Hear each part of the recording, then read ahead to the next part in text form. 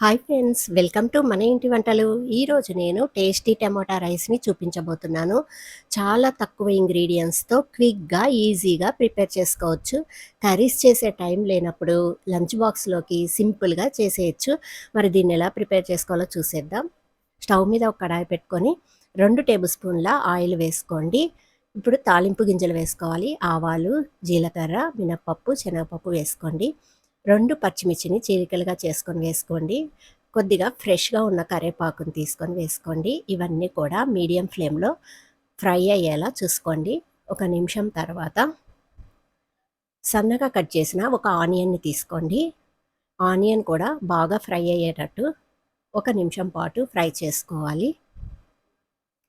Onion fry అయ్యాక ఒక పావు స్పూన్ అల్లం వెల్లుల్లి పేస్ట్ కూడా వేసుకొని అల్లం వెల్లుల్లి పేస్ట్‌ని కూడా ఫ్రై చేసుకోండి.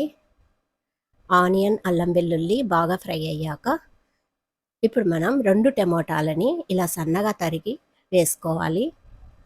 ఈ టమోటా అనేది బాగా ఫ్రై అవ్వాలండి. అప్పుడే టమోటా రైస్ బాగొస్తుంది. టమోటా బాగా మగ్గడానికి మనం పసుపు, ఉప్పు వేసుకుందాం. పావు స్పూన్ పసుపు వేసుకోండి. ఒక స్పూన్ సాల్ట్ వేసుకోండి. టమోటాలు తొందరగా మగ్గుతుంది. చూడండి, వీటినన్నిటిని కలుపుకొని ఒక 2-3 నిమిషాల పాటు టమోటాలు మగ్గనిచ్చినాక ఒక స్పూన్ కారం వేసుకోండి. ఒక స్పూన్ ధనియా పౌడర్, పావు స్పూన్ గరం మసాలా వేసుకొని వీటన్నిటిని కూడా కలుపుతూ బాగా ఫ్రై చేసుకోండి. చూడండి, టమోటా అనేది బాగా ఫ్రై అవ్వాలి. ఆయిల్ కొద్దిగా పైకి తేలినాక ఇప్పుడు సరిపడా రైస్ మనం వేసుకుందాం.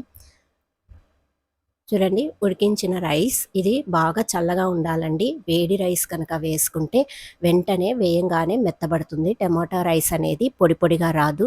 మీడియం ఫ్లేమ్‌లోనే ఇవంతా బాగా కలిసేటట్టు కలుపుకొని ఒక 5 నిమిషాల పాటు ఫ్రై చేసుకోవాలి. చూడండి, ఈ విధంగా కలుపుకుంటూ ఫ్రై చేసుకోండి. మీకు కనుక సాల్ట్ సరిపోకపోతే వేసుకోవచ్చు. కొద్దిగా సాల్ట్ తగ్గిందండి, నేను వేసుకున్నాను. బాగా కలుపుతూ ఫ్రై చేసుకోవాలి. చూడండి, రైస్ అనేది ఇలా పొడి పొడిగా ఉండాలి. ఇప్పుడు కొత్తిమీర, పుదీనా ఆకులు కూడా వేసుకొని ఈ ఫ్లేవర్ కూడా రైస్‌లో బాగా కలిసేటట్టు ఒక నిమిషం పాటు మీడియం ఫ్లేమ్‌లో పెట్టి ఫ్రై చేసుకోండి. రైస్ వేసాక ఇలా ఫ్రై చేసుకుంటే చాలా బాగొస్తుంది. వెంటనే తీయకూడదు. ఇలా కొద్దిసేపు ఫ్రై చేసుకొని ప్లేట్లోకి తీసుకోండి. టమోటా రైస్ రెడీ అయిపోయింది. పొడి పొడిగా చాలా బాగా వచ్చింది. ఇంట్లో మనం వెజిటబుల్స్ ఏం లేనప్పుడు తక్కువ టైంలో టేస్టీగా ఈ టమోటా రైస్ని చేసేసుకోవచ్చు. ఈ వీడియో మీకు నచ్చినట్లయితే లైక్ చేయండి, షేర్ చేయండి. మీ వాల్యుబుల్ ఫీడ్బ్యాక్ని కమెంట్ రూపంలో తెలపండి. ఇలాంటి మరిన్ని రెసిపీస్ కోసం నా ఛానల్ని సబ్స్క్రైబ్ చేసుకోండి.